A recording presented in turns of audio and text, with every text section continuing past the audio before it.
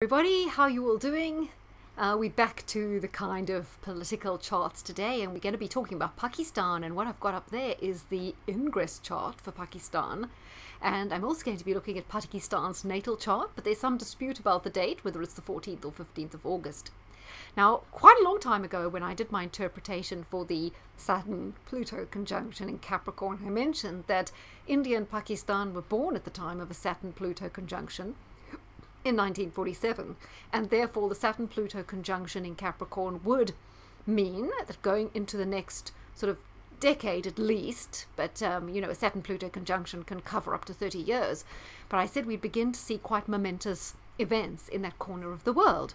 So I believe that I was listening to George Galloway's Sunday show, as I sometimes do, because I find that, you know, some people are good for different things, okay? You know, I have a wide range of people. You know, Alex Jones is great for some stuff. Then there's, like, James Delingpole, there's George Galloway. I mean, even Tucker Carlson expresses things quite well. And so I do like to cover a range of people. So George Galloway is quite on the mark with newsy stuff, particularly to do with Russia currently. And he was saying on the day Russia invaded Ukraine, Imran Khan, former cricketer. Do you know, I've watched so much cricket in my life. It used to be my favorite sport, but I've kind of just gone off sport after the whole COVID era. But anyway, and I called him a footballer once when I was talking. I don't know what happened to me. Why would I call him a footballer? I mean, football is not like my #1 sport or whatever. I know damn well he's a cricketer anyway.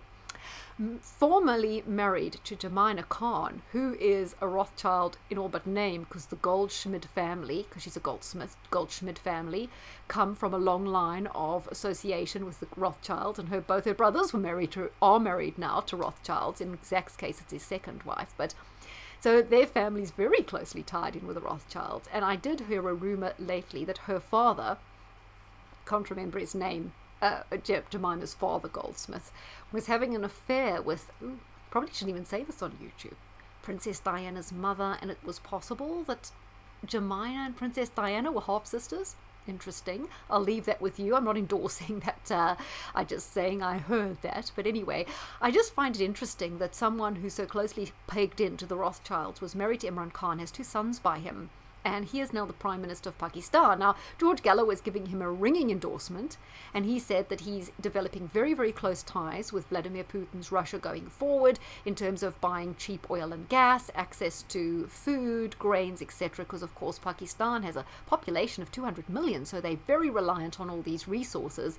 And like India, China, and other countries, they're looking to get closer and closer to Russia, whereas other countries appear to be shooting themselves in the foot. Although, despite Europe saying they're not going to be buying Russian oil and gas, because of course now they have to pay for it in rubles, Biden has increased the amount of Russian, I think it's oil or gas, sometimes I get those two confused, which it is buying even more from Russia. I think it's the gas he's buying even more, maybe it's the oil he's buying even more from Russia, and he's removed all sanctions on fertilizers because he's realized how important that is. But it's a bit after the horse has bolted, because apparently they haven't really, the farmers didn't have enough fertilizer to go ahead with their normal planting season, so they're a bit behind the curve now, and it'll be hard to catch up.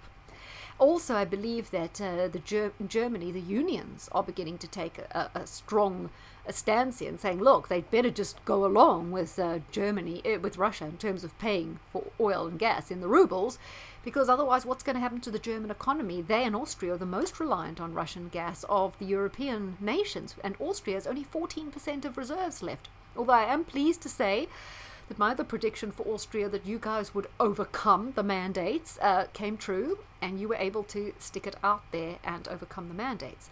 So George Galloway said there has already been an assassination, or attempted assassination attempt, well obviously it wasn't an assassination, but an attempted assassination on Imran Khan was foiled by his security services. So George Galloway was speculating that we may be in for regime change in Pakistan, simply because the ISI, the Pakistani security services, are very closely embedded with the CIA, and America won't be very happy in him taking Russia's side, and it is a nuclear-armed nation, so he was wondering if there might be any regime change in Pakistan, which inspired me to look at the chart.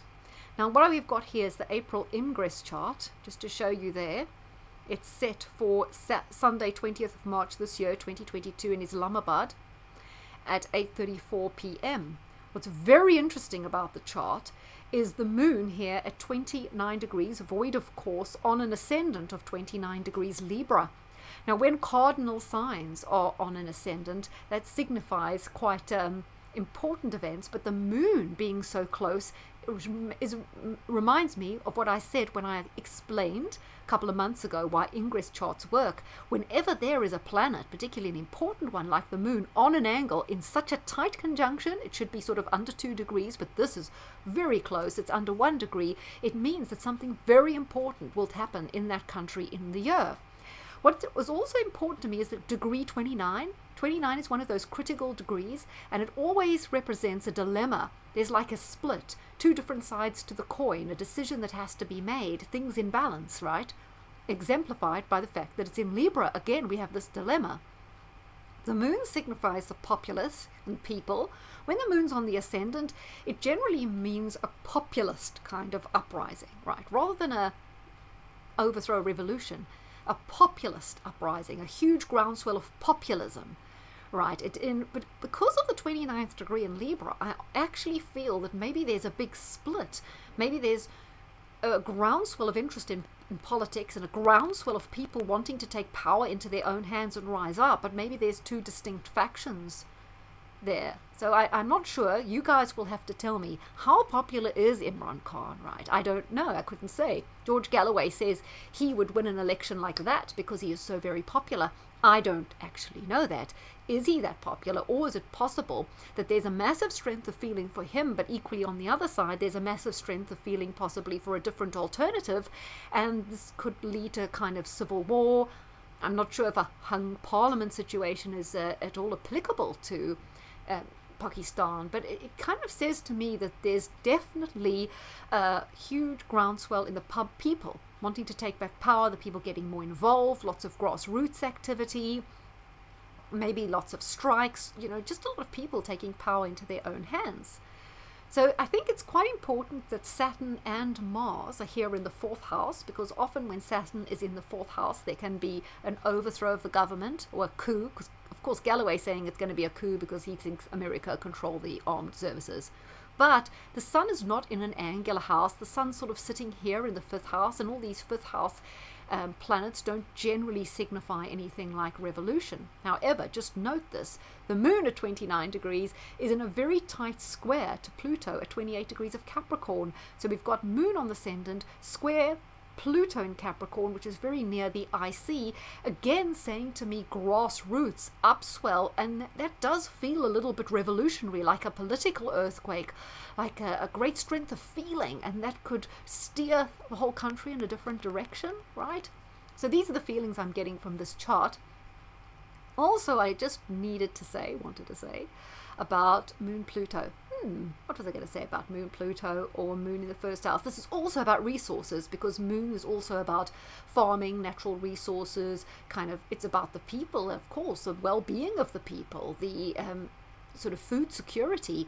So, and that's square Pluto. So I do see a big threat to the food security of Pakistan. So I think they will try and forge a strong alliance with Russia. I'm wondering if a new pipeline is going to be built, because that Pluto down there seems a big infrastructure project. But I also see that there are going to be some food shortages, which are maybe going to fuel this feeling of uprising and tension and angst and volatility in the public. So I think things are going to get increasingly volatile in Pakistan. Like I say, maybe striking, people coming to the streets, a lot of discontent, people very dissatisfied. Because even though they're making these deals for grain with the US, with Russia, we just don't know how effective that's going to be. Let us look as well at the chart of Pakistan. As I say, there's some dispute about the day. Sorry, I've got the wrong name on there. I'm doing the chart for the 14th of August 1947, 9:30 a.m. Karachi, which was previously the capital. And as you can see, look at all these planets in Leo, right? And also Jupiter in Scorpio. I will say to you that Imran Khan has got his Jupiter exactly opposite this Jupiter in Taurus. So his Jupiter's 19 degrees Taurus and this Jupiter's 1857 Scorpio. But This interests me because we have the Saturn-Pluto conjunction in Leo, which is about to be triggered by Uranus moving through Taurus, which will be squaring it when Uranus reaches 13 degrees of Taurus, which will be in a couple of weeks, right? And then we've still got Saturn, which is retrograde, and that will be squaring Saturn, Pluto, and also Venus, which is at 14 degrees because the Saturn-Pluto conjunction is also conjunct Venus, and the Sun is at 20 degrees of Leo. So we'll be having Saturn here, which will be opposing at least Venus and then again the Sun. It's already opposed the Sun. And we have Uranus here in Taurus squaring up to those Leo planets, but not Mercury because it's a bit out of the way now. And at the same time, Uranus opposing Jupiter and Saturn squaring Jupiter. Jupiter in the second house, also about resources, right? And Jupiter in Scorpio, so either plague or plenty, you know, either lack or great abundance. So there's definitely a big thing going on here with a scramble to get enough resources and to sort of play games with resources and to make the most of resources and to maybe leverage the fact that they are stockpiling resources. So I think Pakistan is definitely savvy, looking to stockpile resources. So while Biden is running down all the oil and gas resources in America, some other countries are stocking up. Pakistan are doing that sensibly, but I still do see there can be some shortages in some areas. If you look at Saturn triggered, Saturn rules just the 5th house, right? So again, an emphasis on the 5th house like we had in the Ingress chart. Maybe this is to do with lots of young people getting more politically active. Venus, of course, rules the 8th house, and Venus, we know, will be triggered by Saturn and Uranus, and it rules the rules the 9th house, right? That's international relations, so a shifting in the whole geopolitical landscape, chess pieces moving around, Pakistan realigning itself with Russia. And Sun here is in the 11th. The 11th is the legislature, so maybe Imran Khan could retain his leadership, but there'll be lots of changes in the legislature that maybe make things more difficult. So I'm not sure if you have the situation in Pakistan where you can have a prime minister maybe from one party and a parliament, a very split parliament where they're different parties, so he doesn't have a total working majority. I'm not sure if you can have that situation, but that kind of seems to be what potentially could happen.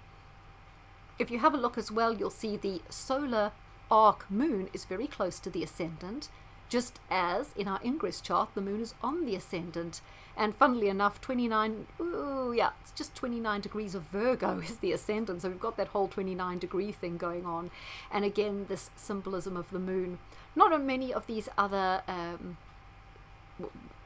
planets are very active by solar arc, apart from the Sun, which is triggering Mercury, which of course rules the ascendant on which Uranus is, and also the ascendant. But look, this is Mars-Uranus, which does show overthrow. We know Benazir Bhutto was assassinated, and I believe there was a violent overthrow of another one of Pakistan's leaders, and Mars conjunct Uranus right there on the MC seems to indicate coups and revolutions and violent overthrows. But note, it's not triggered now.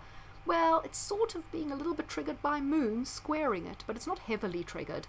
So definitely not triggered by the transits, is it? Unless you consider that Neptune is getting close to that position, but that seems a little bit off. I'm not convinced about that. So I think that there will be a split in the country, but Imran Khan will just about hold on to power and continue the direction Pakistan is going, aligning strongly with Russia.